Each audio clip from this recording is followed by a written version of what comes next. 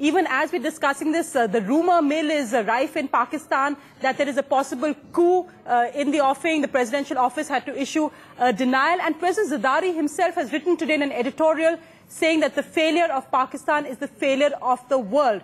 How would you react to those reports as a politician in the opposition?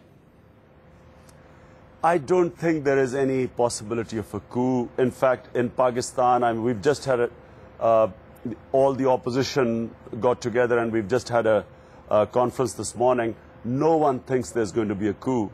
But as for Mr. Zardari's comment, unfortunately, Mr. Zardari was foisted on this country. We've been lumbered with him because of the Bush administration, who wanted so-called liberal alliance. They wanted Musharraf and People's Party together so that they could pursue the policies in the tribal areas, which is what is causing all the terrorism in Pakistan.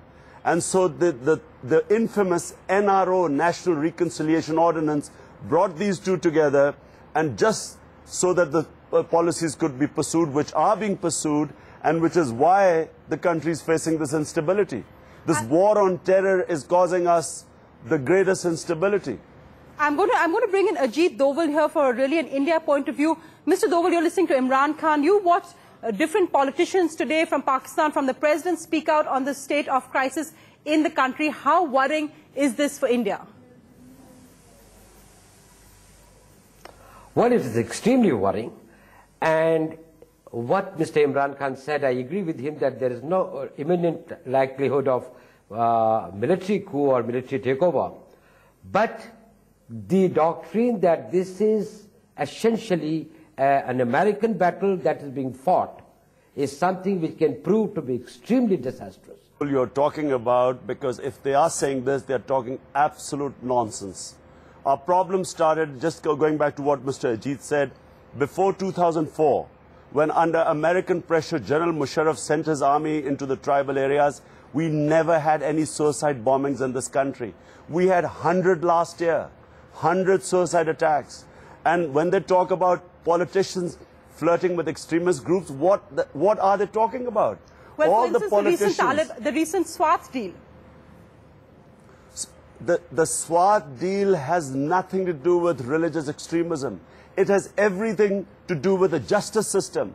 What most people in India don't understand is that they've equated everything, whatever is happening in the tribal areas, what these Lashkars are all about, all of them are in one word, Islamic extremism. They don't understand that in Swat in 1974, when the justice system collapsed, when they became part of Pakistan, people couldn't afford lawyers. There was a rebellion then.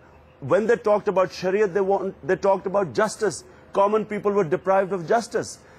To call them that had nothing to do with what is happening in this American-led war on terror. In 1990, they stood up for their rights. What they said, they were deprived of justice. Right. 99 again they wrote. So it's what you are thinking about Sharia, for these people, simple people, means justice. And so the solution does not lie in some moderate Islam or extreme Islam. It lies in giving people basic governance. I'm talking about Swat. Yes. In the tribal areas, we never have had any trouble in our history until we sent our army at behest of the Americans.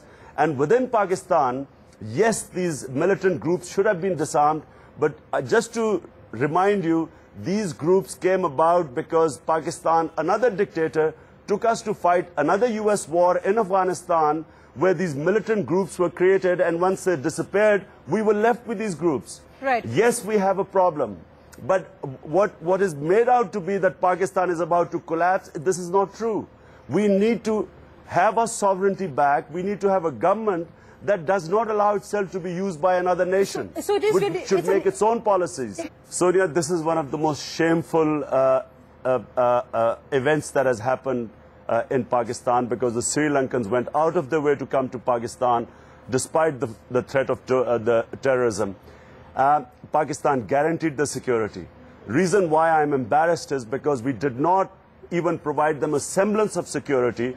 But more importantly, when I said that the terrorist groups would not target them, I meant the terrorist groups that are fighting in the north, who every attack which they do is targeted either the military personnel in Pakistan, yes, or the police, or the politicians who are associated with the pro-American policies, and usually they're suicide attacks.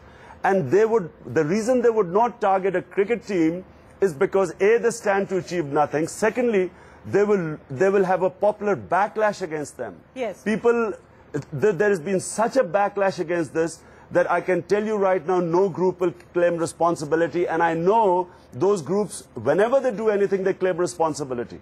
So therefore, this is what makes us wonder that who could have done this?